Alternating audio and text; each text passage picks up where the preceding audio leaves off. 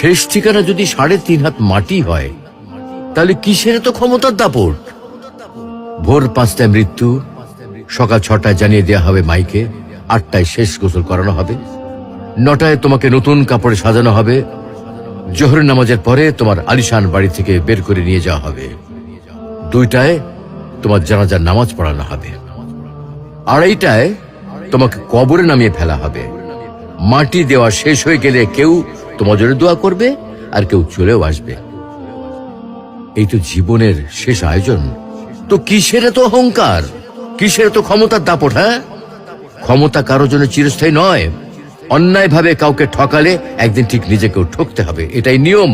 হ্যাঁ, এটাই নিয়ম। ভোরের সূর্যোদয়ের আলোতে যে পৃথিবী আলোকিত হয়, সন্ধ্যার সূর্যাস্তে তা আবার হারিয়ে যেত দেখি। অসত্য দিয়ে সত্যকে কখনো ঢেকে রাখা যায় না। প্রকৃতি